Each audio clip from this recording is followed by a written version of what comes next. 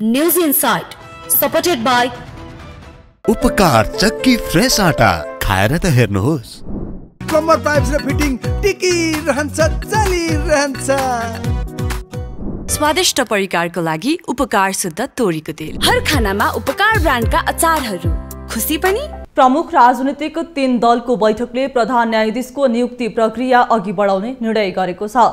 सोमबार नेकपा एमालेका अध्यक्ष केपी शर्मा ओलीको निवास बालकोटमा बसेको सत्तारूढ दल नेकपा एमालेका अध्यक्ष एवं प्रधानमन्त्री पुष्पकमल दाहाल, नेपाली कांग्रेसका सभापति शेरबहादुर देउवा एवं एमाले अध्यक्ष ओली बीचको बैठकले यस्तो निर्णय गरेको हो। बैठकपछि सञ्चारकर्मीहरूसँग कुरा गर्दै नेपाली कांग्रेसका प्रमुख सचेतक रमेश लेखकले 3 दलको बैठकले चाँडै संवैधानिक परिषदको बैठक बसेर प्रधान न्यायाधीशको नियुक्ति प्रक्रिया अघि बढाउने सहमति गरेको बताए। उनले लामो समयदेखि सर्वोच्च अदालतको कार्यभार नै कार्यवाहकबाट सञ्चालन भइरहेको भन्दै प्रधानमन्त्रीले चाँडै संवैधानिक परिषदको बैठक बोलाएर स्थायी नियुक्तिको प्रक्रिया अघि बढाउने कुरामा सहमति जुटाएको बताए। बैठकमा प्रमुख प्रतिपक्षी दलका नेता ओलीले संवैधानिक परिषदको बैठक बोलाएर प्रधान न्यायाधीश नियुक्तिको प्रक्रिया सुरु गर्ने कुरामा सहमति जनाएको बताए।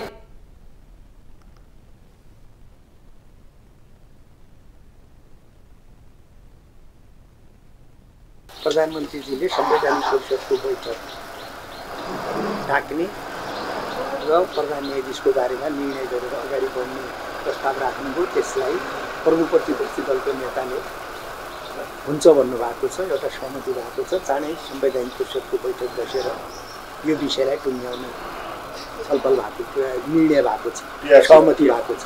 त्यसका सँगसँगै अब टिआरसीको पनि चाहिँ त विषयमा छलफल भएको छ। त्यो पनि महत्त्वपूर्ण विषय हो, त्यसमा पनि छलफल गरेर अगाडि बढ्नुपर्छ भन्ने कुरा भएको छ। संसदको समितिहरू सञ्चालन र संक्रमणकालीन न्याय सम्बन्धी विधेयक टुङ्ग्याउने कुरामा पनि छलफल भएको नेता लेखकले बताए।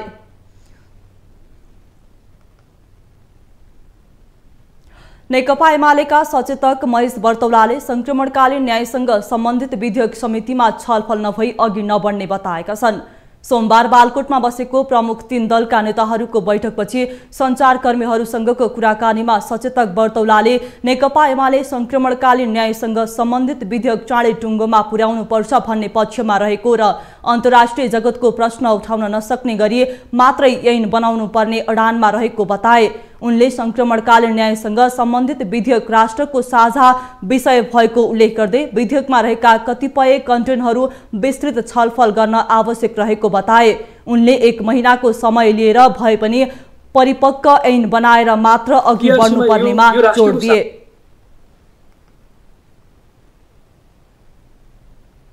टिआरसीमा यो राष्ट्रको साझा विषय हो। हामी छिटो गर्नुपर्छ भन्नेमा हामी छौँ।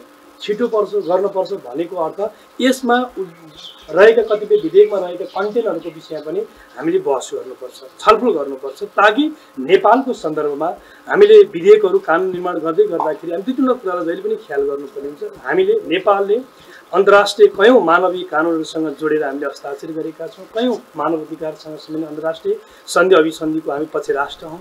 त्यो प्रतिकूल हामीले कानुन बनाउन सक्दैनौँ। सचेतक बर्तौलाले आजको बैठकमा प्रमुख 3 राजनीतिक दलहरूका बीचमा संसदीय गतिविधिमा सहमति गरेर अघि बढ्ने विषयमा छलफल भएको समेत बताए। राष्ट्रिय सभाका सांसदहरूले राष्ट्रिय गौरवका आयोजनाहरूको काम छिटो सम्पन्न हुने गरी नीतिगत निर्णय गर्न सरकारसँग माग गरेका छन्। सोमबार राष्ट्रिय सभा बैठकमा भएको छलफलमा भाग लिँदै सांसदहरूले राष्ट्रिय गौरवका आयोजनाहरू छिटो सम्पन्न हुने गरी नीतिगत निर्णय लिन सरकारलाई दबाब दिएका हुन्। एक रिपोर्ट। सोमबार राष्ट्रिय सभा बैठकमा पेश गरिएको राष्ट्रिय सरोकार तथा समन्वय समितिको आर्थिक वर्ष 2075-76, 76-77 र आर्थिक वर्ष 77-78 को वार्षिक प्रतिवेदन कार्यान्वयनको अनुगमन एवं मूल्याङ्कन प्रतिवेदन 2079 माथिको छलफलमा भाग लिँदै राष्ट्रिय सभाका सांसदहरू अनिता देवकोटा, रामचन्द्र राई, सोनाम ग्याल्जेन शेर्पा लगायतले राष्ट्रिय गौरवका आयोजनाहरू छिटो सम्पन्न हुने गरी नीतिगत निर्णय लिन सरकारलाई दबाब दिएका छन्। बैठकमा बोल्दै सांसद देवकोटाले राष्ट्रिय गौरवका आयोजनाहरूलाई छिटो सम्पन्न हुने गरी अघि बढाउनका लागि कुनै पनि समस्या नआउने गरी आवश्यक निर्णय लिन सरकारले ढिलाइ गर्न नहुने बताइन्। उनले सो आयोजनाको कामलाई अघि बढाउनका लागि अन्तर मन्त्रालय बीचको समन्वयमा पनि जोड दिन सरकारको गम्भीर ध्यानकर्षण गराइन्। यो त गर्न सकिन्छ भने राष्ट्रिय गौरवका आयोजनालाई कुनै पनि उसले नछेक्ने गरेर नीतिगत रूपमा निर्णय गरेर ढङ्गले अनि कहाँ हुन्छ उसको जोडिने कुराहरू नछेक्ने गरेर राष्ट्रिय गौरवका आयोजनाहरू अत्यन्त छिटो छरितो रूपमा सम्पन्न गर्ने कुराहरूमा सबैको ध्यान जान जरुरी छ भन्ने मलाई लाग्छ। अर्का सांसद रामचन्द्र राईले काठमाडौँ तराई द्रुतमार्ग अन्तर्गतको खोकना र बुङमतीको जग्गा अधिग्रहणको विवाद अझैसम्म टुङ्ग्याउन नसकेको भन्दै सरकारप्रति आक्रोश व्यक्त गरे। त्यसैगरी उनले बुढी गण्डकी जलविद्युत आयोजनाको मोडालिटी तय गर्न ढिलाइ नगर्न पनि सरकारलाई सचेत गराए। हामीले सुरुको दिनदेखि भनेको खोकनाको जग्गाको विवाद छ, खोकना र बुङमतीको जग्गाको विवाद छ, झन्डै 300 रोपनी जग्गा जति बाँकी त्यसको चाहिँ मुआवजा दिन बाँकी छ। त्यसको विवाद सुल्ट्याउ भनेर हामीले 76 चाहिँ सिफारिस 76 पनि सिफारिस गर्यौं। आजका मितिसम्म पनि त्यसको काम अगाडि बढेको छैन। सरकार संसद र संसदीय समितिप्रति जवाफदेही नभएको गुनासो सांसद सोनाम ग्याल्जेन शेर्पाले गरे। उनले समितिहरूले दिएको निर्देशन कार्यान्वयन गर्न भन्दा पनि सरकार र सरकारका मन्त्रीहरू झारो टार्ने खालको काममा मात्रै लाग्ने गरेको भन्दै आपत्ति समेत जनाए।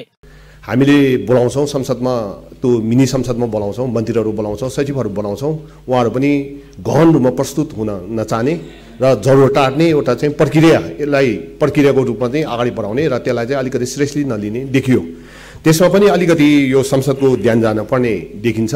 सांसद शेर्पाले निजगढ अन्तर्राष्ट्रिय विमानस्थल अघि बढाउने विषयमा तत्काल आफ्नो धारणा सार्वजनिक गर्न पनि सरकारलाई दबाब दिए। उनले पोखरा अन्तर्राष्ट्रिय विमानस्थल र भैरवा अन्तर्राष्ट्रिय विमानस्थलको दिगोपन बारे आवश्यक योजना तत्काल सार्वजनिक गर्न पनि सरकारलाई सुझाव दिए। मिटर ब्याजी पीडित र नेपाल प्रहरी बीच झडप भएको छ। सोमबार रत्नपार्क स्थित शान्ति बाटिकामा पीडितहरूले प्रदर्शन गर्ने क्रममा शान्ति बाटिकाबाट बाहिरिने क्रममा प्रहरीले रोक्दा प्रदर्शनकारी र प्रहरी बीच झडप भएको हो। प्रदर्शनमा निस्किएका मध्ये 30 जना मिटर ब्याजी पीडितहरूलाई प्रहरीले नियन्त्रणमा लिएको मिटर ब्याजी पीडित एक सदस्यले बताए। उनले शान्तिपूर्ण रूपमा आफूहरूले प्रदर्शन गर्न लागे पनि प्रमुख जिल्ला अधिकारीले प्रदर्शनकारीको झण्डामा लौरो रहेको भन्दै प्रदर्शन गर्नबाट रोक लगाइएको बताए। उनले प्रहरीले प्रदर्शनकारीमाथि दमन गरेको आरोप समेत लगाए। उनले आफ्ना साथीहरूलाई प्रहरीले नियन्त्रणमा लिएको प्रति आपत्ति जनाउँदै आफ्नो माग पूरा नभएसम्म आन्दोलन गरिराख्ने चेतावनी दिए। प्रहरी दुईतिर खाना खाने बेलामा नै हामीहरूले छेकेको थियो। पछि थाहा पायो किन आज यति प्रहरी हामीहरूको बिचमा आयो भन्दाखेरि अनि पछि सोधपुछ गर्दा आज जुलुस नरा हुँदैन दिदी, प्रहरी भाइहरूले भन्यो जुलुस नरा हुँदैन, आज मतलब के निषेध गरिएको छ, बाहिर नजानु। शान्ति बाटिकामा बसेर आन्दोलन गरिरहेका मिटर ब्याज पीडितले आज सिंहदरबार वरपर प्रदर्शन गर्ने तयारी गरेका थिए। सिंहदरबार वरपर आन्दोलन गर्न नदिने भन्दै जिल्ला प्रशासनले प्रहरी प्रशासन तैनाथ गर्न लगाएपछि शान्ति बाटिकामा नै प्रहरी र मिटर ब्याजी पीडित बीच झडप भएको हो। प्रहरीले मिटर ब्याजी पीडितलाई लखेट्न पानीको फोरा र लाठी हानेको प्रहार समेत गरेको प्रदर्शनकारीले बताए। सरकारले मिटर ब्याज पीडितको एक समूहसँग चैत 18 गते 5 बुँदे सहमति गरेको थियो, तर उक्त सहमतिले मिटर ब्याज पीडितको तत्कालको समस्या समाधान नहुने भन्दै मिटर ब्याज पीडितको अर्को समूहले आन्दोलन गर्दै आएका थिए। काठमाडौँ महानगरपालिकाले सिंहदरबार राष्ट्रपति कार्यालय, मन्त्रीहरूको क्वार्टर लगायतका ठाउँमा फोहोर नउठाएको भन्दै सर्वोच्च अदालतमा रिट परेको छ। सोमबार अधिवक्ता पदम श्रेष्ठले फोहोर उठाउने आदेश माग गर्दै दिएको रिट दर्ता भएको सर्वोच्च प्रशासनले जनाएको छ। फोहोर उठाउने जिम्मेवारीबाट महानगर पन्छिन नपाउने रिटमा उल्लेख छ। केन्द्र सरकार र स्थानीय सरकारले समन्वय गरेर काम गर्न पर्नेमा नगरेको भन्दै प्रधानमन्त्री तथा मन्त्री परिषदलाई पनि रिटमा विपक्षी बनाइएको छ। महानगरका प्रवक्ता नवीन मानन्दरले सरकारसँग वार्ता भएपछि मात्रै फोहोर उठाउने जिकिर गरेका छन्। काठमाडौँ महानगरपालिकाको मेयर बालन शाहले भने यो विषयमा प्रधानमन्त्री तहमा मात्र वार्ता गर्न तयार रहेका छन्।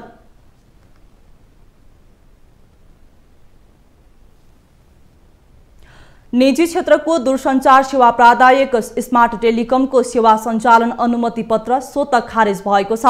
स्मार्ट टेलिकमले सरकारी बक्यौता र नवीकरण दस्तुर बापतको करिब 28 अर्ब रकम बुझाउन नसकेपछि सेवा सञ्चालन अनुमति पत्र स्वतः खारेज भएको हो। एक रिपोर्ट।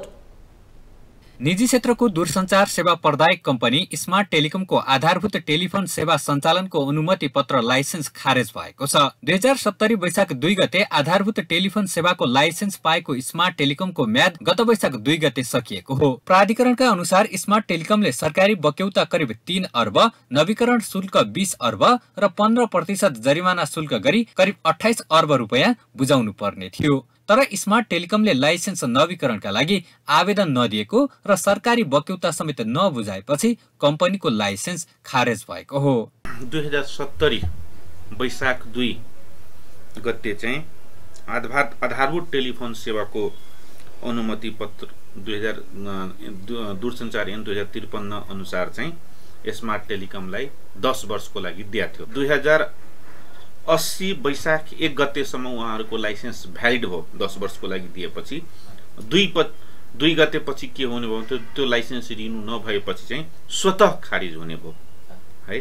त्यो अहिलेको अवस्था भनेपछि चाहिँ त्यो स्वतः खारिज भइसकेको अवस्था छ।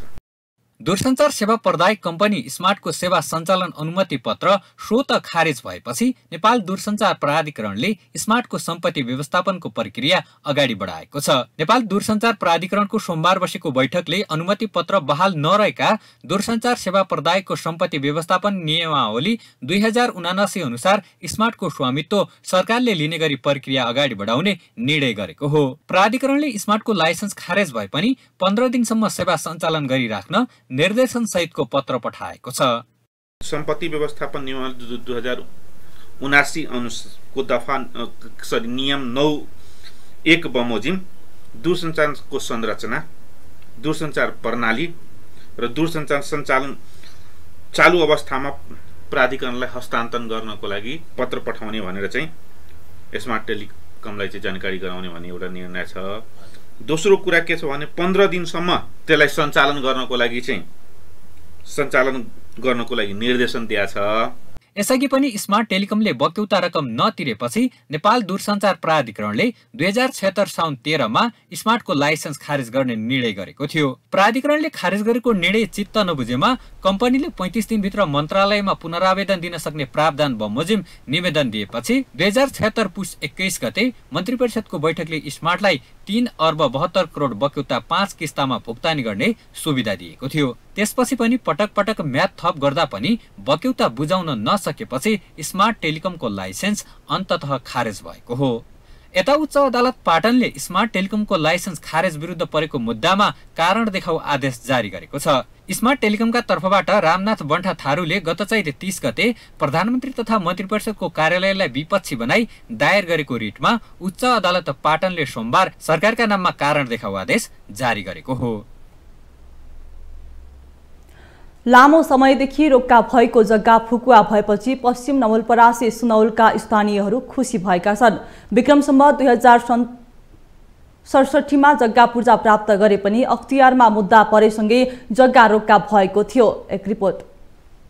12 वर्षपछि जग्गा फुकुवा हुँदा पश्चिम नवलपरासी सुनवलका स्थानीयहरू हर्षित भएका छन्। लामो समयदेखि रोक्का भएको लाल पूर्जा फुकुवा भएपछि उनीहरू खुसी भएका हुन्। राष्ट्रिय भूमि आयोग जिल्ला समितिले राम्रो काम गरेको स्थानीयहरू बताउँछन्। विभिन्न समयमा राजनैतिक दलका नेताले आफ्नो एजेन्डा बनाउनकै लागि विभिन्न कालखण्डमा आयोगहरूलाई दोष दिएको स्थानीयको बुझाइ छ।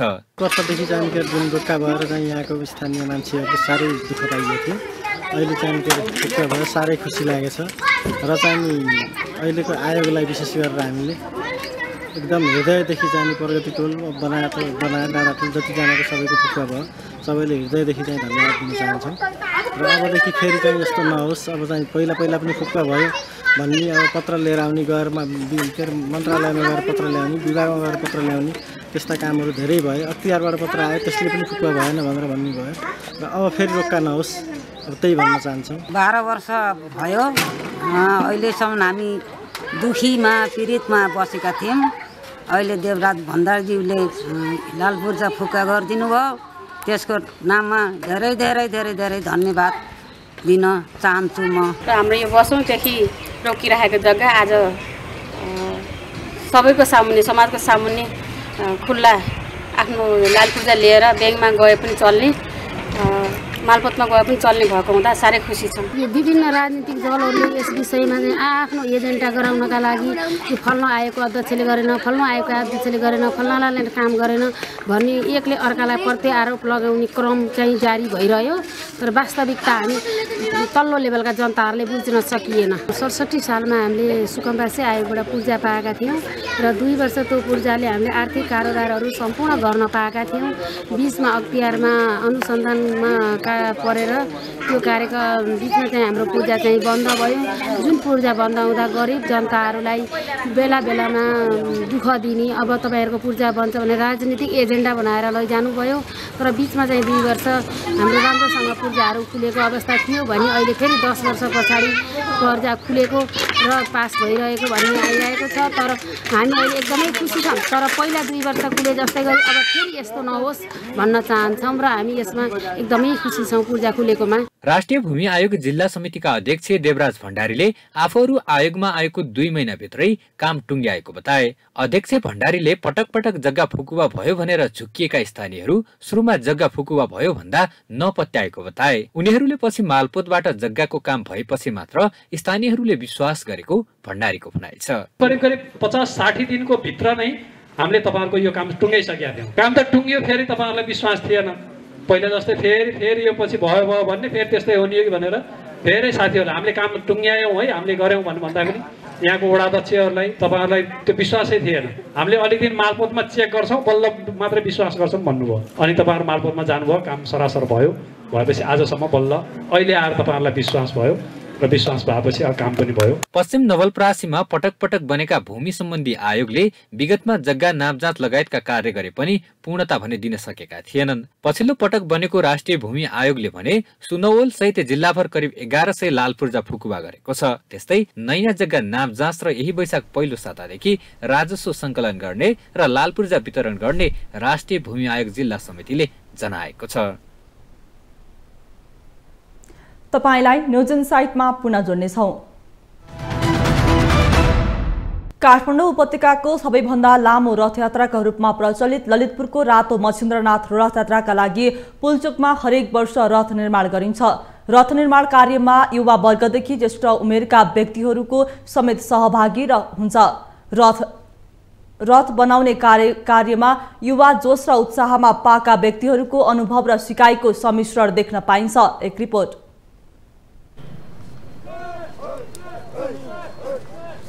करिब 15 दिन लगाएर ललितपुरको पुल्चोक स्थित दमकल चोकमा रातो मच्छिन्द्रनाथको रथ निर्माण गरिन्छ। सो निर्माण कार्यमा 12वटा गुठीका सदस्यहरूको सहभागिता रहने गर्दछ। काठ काट्ने, काठबाट आवश्यक सामग्री बनाउने र रथ बनाउने काम नेवार समुदाय भित्रका फरक समुदायले गर्दछन्। काठ काट्ने जिम्मेवारी बोसी समुदाय, बाराहीले आवश्यक सामग्री निर्माणमा जुट्ने, न्यावाल समुदायहरूले पाङ्रा, धमा लगायतका भाग कस्ने, बाँध्ने काम गर्दछन्। काठ काट्ने, काठबाट आवश्यक सामग्री बनाउने, कस्ने लगायतका कार्यमा युवा वर्गको उल्लेख्य सहभागिता रहेको छ। यो वर्ष रथ बनाउने कार्यमा 18 वर्ष उमेर समूहका युवादेखि 85 वर्षसम्मका व्यक्तिहरूको सहभागिता रहेको छ। उनीहरू आफ्ना बाउबाजेले सिकाएका कुरा सिक्दै संस्कृति जगेर्ना गर्ने कार्यमा लागेकोमा गर्व गर्छन्। म चाहिँ अब सानैदेखि रथमा इन्ट्रेस्ट थियो होइन, त्यही भएर सानैदेखि आएको थिएँ। बनाउन आएको चाहिँ 5 वर्ष जति भयो।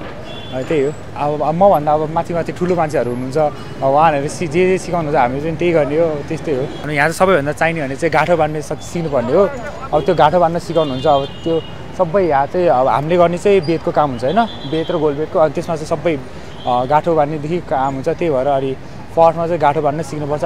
अनि यो सबै हामीले बनाएको हुन्छ नि होइन, त्यो चाहिँ बेटले गरेको भएर अनि त्यही गाँठो बाँध्दै गर्ने हो सबै चाहिँ। यसरी संस्कृतिमा हुने युवा वर्गको उत्साहपूर्ण सहभागिताले पुराना पुस्तामा आशाको दियो बलेको छ। उनीहरू अबको 20 वर्षसम्मका लागि संस्कृति संरक्षणमा ढुक्क हुन सकिनेमा विश्वास व्यक्त गर्छन्। अब हामी त माथि चढ्न नसक्ने भइरहेको छ। मसम्म चढ्छु, मभन्दा अब पछिको उमेर भएको चढ्न सक्दैन। उनीहरूले माथि चढ्दै काम सिक्दै ल्याइरहेको छु। अब माथि चढ्ने भनेको बुढो चढ्न सक्दैन नि, त्यही भएर उनीहरू युवा पोस्टर ल्याएर माथि चढ्ने काम सिक्ने ल गरिहाल्यो। यसरी हामीले तलबाट चाहिँ निर्देशन दिन्छु।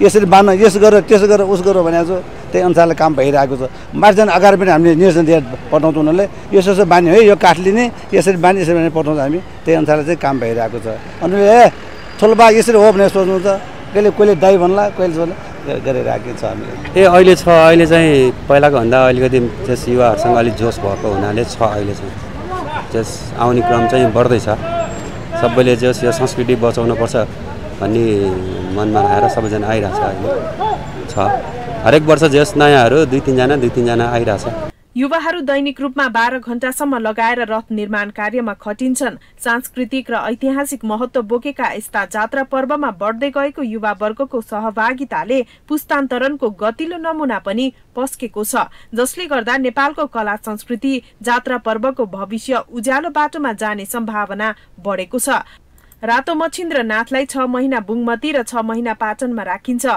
हरेक वर्ष वैशाख शुक्ल प्रतिपदादेखि जात्रा सुरु हुने गर्दछ यो वर्ष वैशाख 8 गते रातो मच्छिन्द्रनाथको रथारोहण गरिँदैछ र 11 गतेदेखि रथ यात्रा सुरु हुनेछ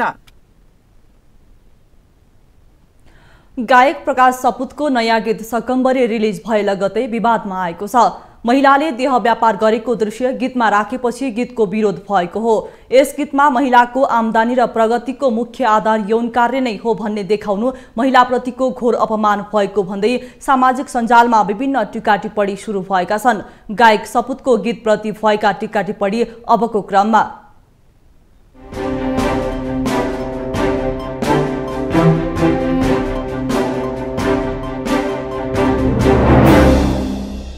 गायक प्रकाश सपुतको नयाँ गीत सकम्बरी रिलिज भए लगत्तै विवादमा तानिएको छ गीतबारे टिप्पणी गर्दै दुर्गा कार्की लेख्छिन् मैले प्रकाश सपुतको गीत सकम्बरी पुरै हेर्न सकिन तर त्यो उनले यथार्थको चित्रण गरेर गीत बनाएकोमा होइन हिजो दमनमा पारिएका पात्रका कथा भन्दा सकारात्मक कथा मात्र भन्नुपर्छ भन्ने म मान्दिन मेरो दिगदारी गीतलाई पस्कनमा सपुतले प्रयोग गरेको कमजोर कला चेत प्रति हो यस्तै सविता टण्डनले प्रश्न गरेकी छन् प्रकाश सपुत तिम्रो माइन्ड कहिले डेभलप हुने फेरि पनि सकम्बरी गीतबाट महिलाहरूलाई नै हतियार बनाएर वा भनौ नङ्ग्याएर व्यावसायिक सफलता हासिल गर्ने दाम कमाउने र आफ्नो जीविकोपार्जन गर्ने विचार गर्यो होइन यसैगरी सवित्रा ढकाल फेसबुकमा आक्रोश पोख्छिन् सकम्बरी 21 घण्टामै टप ट्रेन्डिङमा आउने समाजमा छौं हामी महिला पितृ सत्ताले पुँजीवादलाई हस्तान्तरण गरेको यौनिक वस्तु हो यो समाजको लागि आमाले छोरी पाएको न्यूमा पीडित त छोरी परिवारको रेखदेखको लागि पैसा कमाउनु पर्ने बाध्यतामा झन पीडित भूमिका परिवर्तन भयो तर शोषण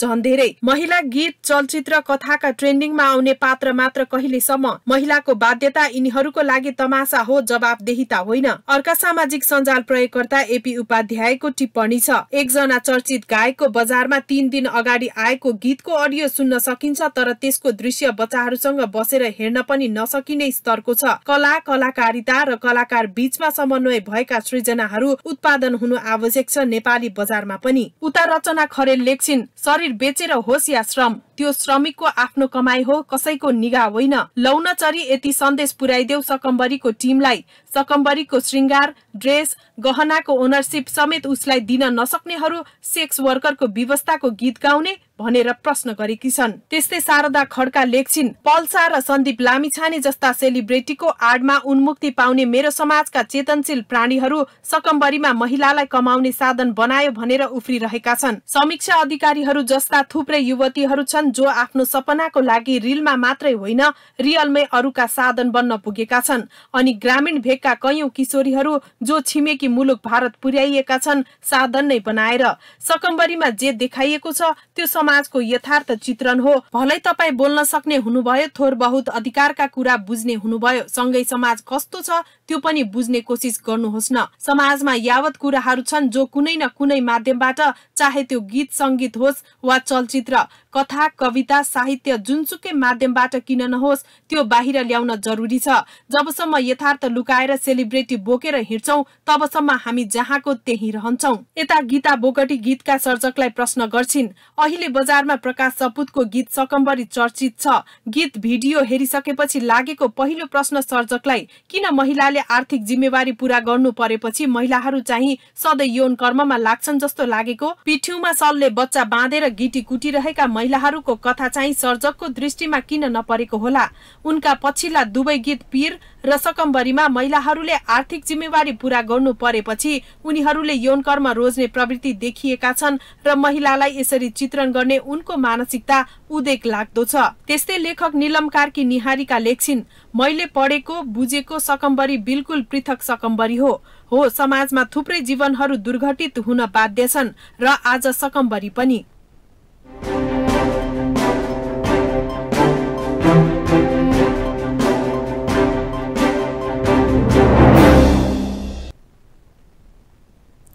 सरकारले भूमिहीन सुकुम्बासी र अव्यवस्थित बसोबासीलाई जमिन उपलब्ध गराउन धेरै पटक धेरै आयोगहरू बनायो, तर समस्या भने ज्यूका त्यो छ। अहिले पोखरा महानगरपालिका, भूमि आयोग र स्थानीय वडा कार्यालयले संयुक्त रूपमा जग्गाको निस्सा वितरण गरिरहेको छ। यही मौका छोपेर कति भूमाफियाहरूले आफ्नो नाममा निस्सा निकाल्न समेत सफल भएको पाइएको छ। एक रिपोर्ट। कास्कीको पोखरा महानगरपालिका वडा नम्बर 17 महत गौडामा रहेको 119 रोपनी जग्गा मध्ये 30 रोपनी जग्गा 3 दाजुभाइ कर्णखर गौतम, बालकृष्ण गौतम र देवीलाल गौतमले 10-10 रोपनी जग्गा भागबण्डा गरेको पाइएको छ। सप्ताह गर्ने सीताघाटमा रहेको जग्गा व्यक्तिले मेरो हो भन्दै दावी गरेपछि उक्त जग्गाको विषयलाई लिएर विवाद उत्पन्न भएको छ। किता नम्बर 2520 को जमिनमा सामुदायिक वन, उपभोक्ता समिति, जानकी माध्यमिक विद्यालय, सदा शिवजी सिद्धेश्वर हरिहर मन्दिर, पोखरा आश्रम, ढुङ्गे सागु पर्यटन केन्द्र रहेको करिब 119 रोपनी जमिन सार्वजनिक सामाजिक संस्थाले संरक्षण गर्दै आएका छन्। सेतीघाट नदी किनारको जमिन वृक्षारोपण गरी मन्दिर व्यवस्थापन समितिले रेखदेख र संरक्षण गरी हरेक वर्ष टेन्डर मार्फत घाँस बिक्री गर्दै आएको छ। खोलामा रहेको 30 रोपनी जग्गामा 3 दाजुभाइले अव्यवस्थित बसोबासको फारम भरी आफ्ना बुवा दुर्गादत्त गौतमको नाममा जग्गाको निस्सा निकालेको स्थानीय बताउँछन्। सबै 4 किलोमिटरको जग्गा भएर हामीले दर्ता गर्न खोजेको हो। हाम्रो नगरपालिकाले वडाले सिफारिस सबै दिइसकेको छ। हाम्रो सबै प्रमाण छ, पुरानो प्रमाण 31 सालकोदेखि हुन्छ, 29 सालदेखिको रसिदहरू तिरेको छ, सबै छ, डकुमेन्ट छ। भएर हामीले कोसिस चालेको हो त्यसै मन्दिरको भनेर हामीले मन्दिरलाई गर्न खोजेको नि होइन, घाट बन्द गर्न खोजेको नि होइन, भएको कुरा यही हो। खोलाको जग्गाको निस्सा कसरी दिइयो यसबारे महानगर र ओडा कार्यालयले जवाफ दिनुपर्ने स्थानीयहरू बताउँछन्। जग्गाबारे सोधपुछ गर्दा ज्यान मार्ने धम्की समेत दिने गरेको स्थानीयको भनाइ छ। पाउँदैन तिमीहरूले, अब यो हाम्रो निस्सा आयो, पूर्जा आइसक्यो होइन, जसले घाँस काट्छ अब खुट्टा काटिदिने हो। लगत उहाँले त्यो मात्रै भन्नु भएन कि पछि गएर बाटामा रक्सी खाएर आएपछि मेरो घर अगाडि ढुङ्गा उचालेर चाहिँ मेरो श्रीमतीलाई प्रहार गर्ने प्रयास गर्नु, रक्सी खाएको मादक पदार्थ सेवन गरेर आएर कर्णाखर गौतम भन्ने हुनुहुन्छ उहाँ चाहिँ होइन, उहाँले चाहिँ त्यस्तो प्रयास गर्नुभयो र उहाँको मैले त्यो बेलामा उहाँलाई मैले केही प्रत्युत्तर केही पनि गरिनँ र उहाँको छोरालाई मैले भोलिपल्ट भने बाबु तिमी छिमेकी हो तर आफ्नो बुवालाई सम्झाउने कोसिस गर, किनभने छिमेकी मिल्नुपर्छ र राज्यको हो भने राज्यलाई छोडिदियो, तिम्रो हो भने प्रमाण लिएर दुईजना तपाईँ दुईजना मन्दिर समिति दुईजना कुरा गरेर हामीलाई फाइनल गर्ने हो। हामीलाई कि यो विवाद गर्नु आवश्यक छैन। गौतम दाजुभाइले सीताघाटमा रहेको जग्गाको किर्ते कागजात तयार गरेर निस्सा निकाली आफ्नो नाममा लाल पूर्जा बनाइसकेका छन्। उनीहरूले अब मन्दिर व्यवस्थापन समितिलाई जग्गाको दाबी नगर्न धम्की दिने गरेका छन्। अब के कारणले हो, कताबाट उहाँ चाहिँ सञ्चालित हुनुहुन्छ, यो चाहिँ बडो एउटा शोचनीय छ। यो चाहिँ एउटा राज्यको आँखा यहाँ पर्न जरुरी छ, सम्बन्धित निकायको यहाँ आँखा पर्न जरुरी छ। यस्तो धार्मिक क्षेत्रमा पनि, यस्तो ऐतिहासिक ठाउँमा पनि उहाँहरूको आँखा किन लाग्यो, यसमा चाहिँ हामी एकदमै चकित छौँ। यो चाहिँ तपाईँको दिन हो कि रात हो कि जस्तो भइरहेछ। यस विषयमा सबै स्थानीय तह, 17 नम्बर वडा कार्यालय, पोखरा महानगरपालिका, भूमि आयोग, मालपोत कार्यालय लगायत सबै सरकारवाला निकायलाई जानकारी गराए पनि कसैले चासो नदिएको अध्यक्ष भण्डारीको गुनासो छ। नयाँ शैक्षिक सत्र सुरु भएसँगै देशभरका 59 जिल्लाका विद्यालयहरूमा पाठ्यपुस्तक पुगेको छ। गत चैत 24 गतेदेखि वैशाख 3 गतेसम्म देशभरका 59 जिल्लाका विद्यालयहरूमा पाठ्यपुस्तक पुगेको जनक शिक्षा सामग्री केन्द्रले जनाएको छ। एक रिपोर्ट। सोमबार पाठ्यपुस्तक बिक्री वितरण र छपाईको विषयमा प्रधानमन्त्री तथा मन्त्री परिषदको कार्यालयले जनक शिक्षा सामग्री केन्द्रमा अनुगमन गरेको छ। अनुगमन पश्चात जनक शिक्षा सामग्री केन्द्रका प्रबन्धक अनिल कुमार झाले नयाँ शैक्षिक सत्रमा सबै विद्यार्थीको हातमा पाठ्यपुस्तक पुर्याउने गरी काम भइरहेको जानकारी गराए। उनले अहिलेसम्म 59 जिल्लाका प्रत्येक विद्यालयहरूमा पाठ्यपुस्तक पुगेको दावी गरे। उनले जनक शिक्षा सामग्री केन्द्रले कक्षा 6 देखि कक्षा 10 सम्मका 1,50,00,000 पुस्तकहरू छपाईको काम सम्पन्न गरी बिक्री वितरण गरिरहेको जनाए। गत चैत 24 गतेदेखि देशभर पाठ्यपुस्तक बिक्री वितरण शुरू गरेको र हालसम्म 59 जिल्लाका विद्यालयहरूमा पाठ्यपुस्तक पुर्याई विद्यार्थीहरूलाई वितरण गरेको प्रबन्धक झाको भनाइ छ। उनले अब बाँकी 18 जिल्लामा वैशाख 15 गतेसम्म पुस्तक पुग्ने बताएका छन्। प्रबन्धक झाले कतिपय विद्यालयहरूमा पुस्तक पुगिसकेको र कतिपय ढुवानीको क्रममा रहेको भन्दै बिक्री वितरण गरेर ढुवानीको क्रममा रहेका पुस्तकहरू 3 दिन भित्रमा प्रत्येक विद्यालयहरूमा पुग्ने उल्लेख गरे। ढुवानीमा समय लाग्ने हिमाली र पहाडी दुर्गम जिल्लाहरूलाई प्राथमिकतामा राखेर पुस्तक बिक्री वितरण गरेको केन्द्रले जनाएको छ। अहिले हिमाली जिल्लाहरूका सबै विद्यालयहरूमा पुस्तकहरू पुगिसकेको केन्द्रको दावी छ। पुस्तक छपाई गर्ने मसिन, जनशक्ति, बजेट र कच्चा पदार्थको व्यवस्थापन समयमा नै गर्न सकेकाले यो वर्ष विद्यालय सञ्चालन हुनुभन्दा पहिले नै विद्यालयहरूमा पुस्तक पुर्याउन सफल भएको केन्द्रले जनाएको छ।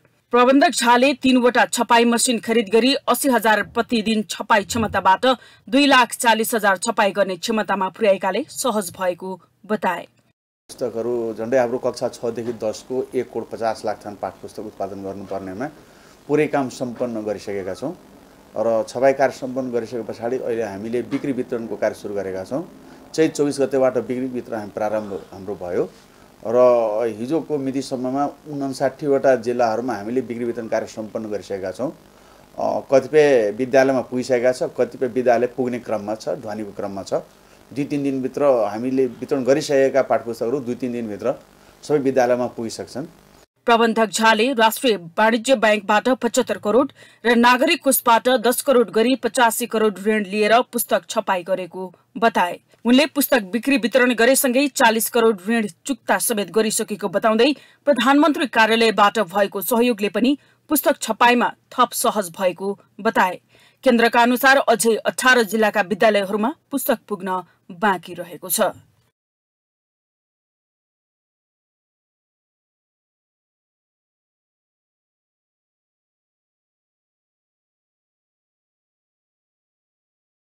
अध्यक्ष विष्णुकुमार अग्रवालले बजारमा 40 देखि 80% मागमा संकुचन आएको बताएका छन्। सोमबार काठमाडौँमा सातौं चितवन अन्तर्राष्ट्रिय प्रदर्शनीबारे जानकारी दिन गरिएको पत्रकार सम्मेलनमा अध्यक्ष अग्रवालले उद्योग परिसंघले गरेको विभिन्न अध्ययन प्रतिवेदन अनुसार मुलुकभर उत्पादन वस्तुको मागमा 40 देखि 80% संकुचन आएको देखाएको उल्लेख गरे। उनले पछिल्लो समय उद्योगी व्यवसायीहरू कठिन अवस्थामा गुज्रिएको भन्दै व्यवसायीहरू बैंकको उच्च ब्याजदरको कारण समस्यामा रहेको बताए। अध्यक्ष अग्रवालले पछिल्लो समय कागजी रूपमा बैंकहरूमा तरलताको अभाव नदेखिए पनि उद्योगी व्यवसायीहरूले सहज रूपमा कर्जा पाउन नसकेको दावी गरे। उनले व्यवसायीहरूले बजारबाट उधारो उठाउन नसक्दा बैंकको किस्ता तिर्न समेत नसकिरहेको उल्लेख गरे।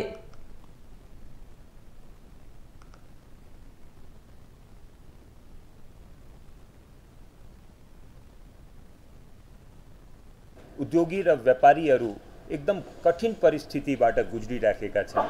आज एकदम ही उच्च ब्याज दरको सामना गर्नु परिराखेको छ। तरलताको स्थिति कागजमा ठिक पनि भएमा उद्योगी व्यवसायीहरूले ऋण पाउन सजिलो छैन, गाह्रो भइराखेको छ। एउटा क्याश साइकलको जसबाट के छ कि बजारबाट हामीहरूले पैसा उठाउन सक्ने स्थिति पनि कमजोर भएका छन्। सबैले पेमेन्टहरू पनि गर्न सकिराखेको छैन। अध्यक्ष अग्रवालले वर्तमान आर्थिक समस्याको समाधान गरी सरकारले सकारात्मक सन्देश दिन सक्नुपर्ने धारणा राखे। उनले सरकारले उद्योगी व्यवसायीहरूको मनोबल उच्च बनाउन केही कदमहरू चाल्न आवश्यक रहेको भन्दै सरकारले समयमा नै पुँजीगत खर्च गर्न नसक्दा पनि धेरै समस्या देखिएको स्पष्ट पारे। तपाईलाई न्युज इनसाइटमा पुनः जोड्नेछौं। सातौं चितवन अन्तर्राष्ट्रिय औद्योगिक प्रदर्शन वैशाख 4औं सातादेखि सुरु हुने भएको छ। प्रदर्शनी चितवन उद्योग संघको आयोजनामा संघको केन्द्रीय छाता संस्था नेपाल उद्योग परिसंघको प्रवर्तन सहयोगमा हुन लागेको हो। सोमबार काठमाडौँमा पत्रकार सम्मेलन गरी प्रदर्शनी वैशाख 22 गतेदेखि 24 गतेसम्म हुने जानकारी गराइएको हो। प्रदर्शनी चितवन प्रदर्शनी केन्द्र भरतपुरमा हुनेछ। निर्माण, कृषि, automobile, furniture, engineering, metal, pharmaceuticals, textile, printing, packaging, plastic, पर्यटन, फुड एन्ड बेभरेज तथा अन्य सेवामूलक उद्योगहरूको उत्पादन र सेवाको प्रदर्शनी हुनेछ। उद्योगहरूलाई उपयोगी हुने आधुनिक मेसिन, यन्त्र, उपकरण र प्रविधिको प्रदर्शन सहित राष्ट्रिय तथा अन्तर्राष्ट्रिय गरी 200 भन्दा बढी स्टलहरू रहने आयोजकले जनाएको छ।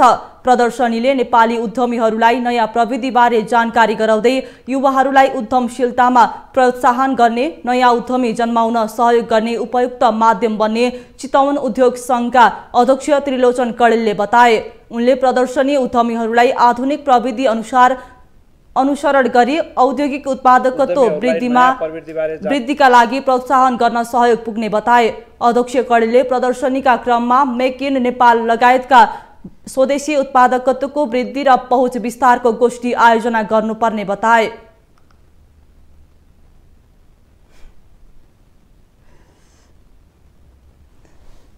उद्यमीहरूलाई नयाँ प्रवृत्तिबारे जानकारी गराउँदै युवाहरूलाई उद्यमशीलतामा प्रोत्साहन गर्ने, नयाँ उद्यमी जन्माउन सहयोग हुने उपयुक्त माध्यमको रूपमा रहनेछ।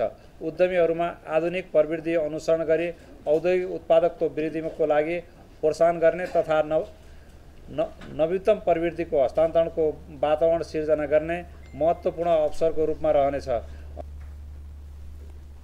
अध्यक्ष कडेलको प्रदर्शनीमा लघु, घरेलु तथा साना उद्योगहरूलाई सहज र किफायती बनाउन मद्दत पुग्ने विश्वास व्यक्त गर्दै प्रदर्शनी नेपालको औद्योगिक विकासमा सहयोग पुर्याउन कोसेढुङ्गा साबित हुने बताए। कोभिड-19 महामारीका कारण सुस्ताएको वीरगञ्जको व्यापार व्यवसायलाई चलायमान बनाउन आयोजना गरिएको रात्रि बजारलाई निरन्तरता दिने वीरगञ्ज महानगरका प्रमुख राजेश मान सिंहले बताएका छन्।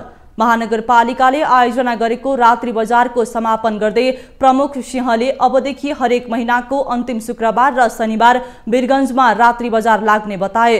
परीक्षणका लागि सुरुमा 3 दिनसम्म लगाइएको रात्रि बजारमा उत्साहजनक उपस्थिति देखिएपछि महानगरले महिनामा 2 दिन रात्रि बजार लगाउने भएको हो।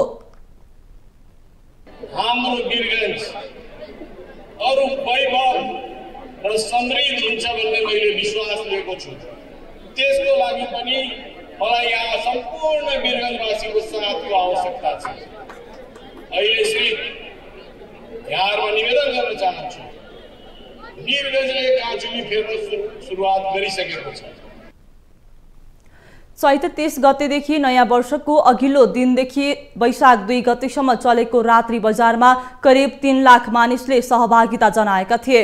भारतीय नागरिकलाई नै मध्यनजर गर्दै 3 दिनसम्म यहाँका सिमानाका 24 घण्टा खुल्ला गरिएको थियो। विभिन्न समुदायका सांस्कृतिक झाँकी लगायतका 100 भन्दा बढी स्टलहरू राखिएको बजारमा करिब 4 करोड बराबरको कारोबार भएको रात्रि बजार व्यवस्थापन समितिको अनुमान छ।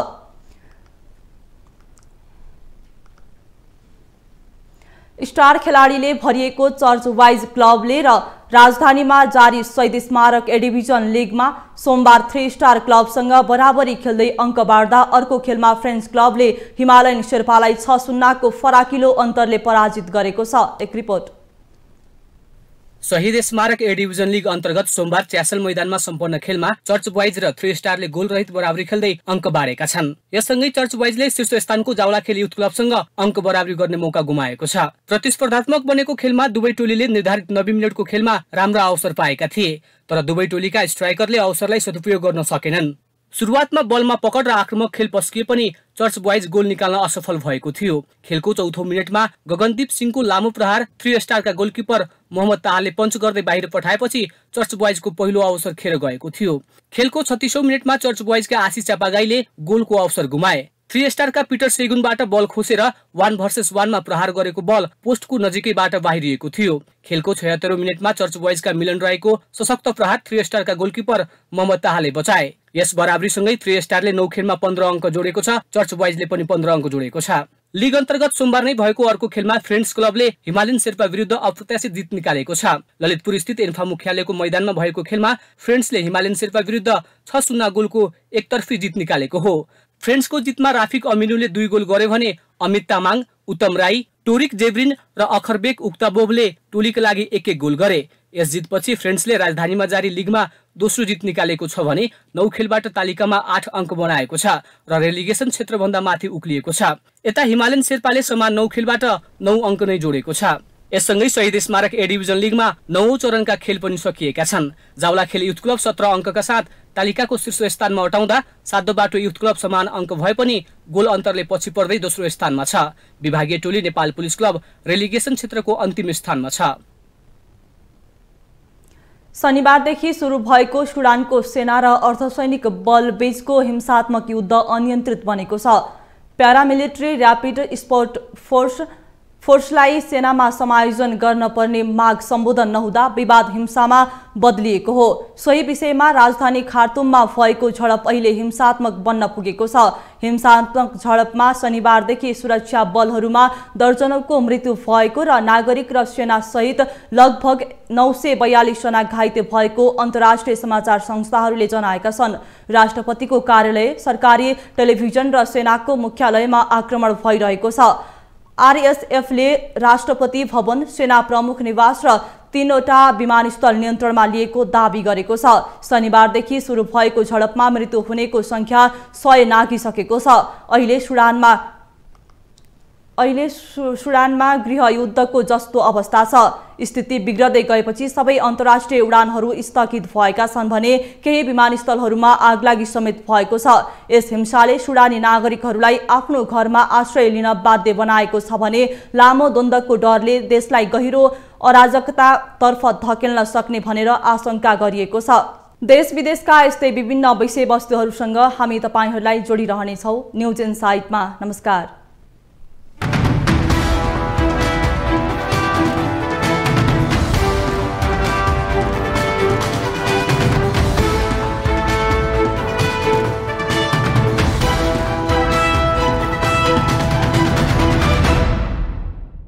न्यूज इनसाइट सपोर्टेड बाय उपकार चक्की फ्रेश आटा खाएर त हेर्नुहोस्। कम्मर पाइप्स र फिटिङ टिकिरहन्छ, चलिरहन्छ। स्वादिष्ट परिकारको लागि उपकार शुद्ध तोरीको तेल। हर खानामा उपकार ब्रान्डका अचारहरू, खुसी पनि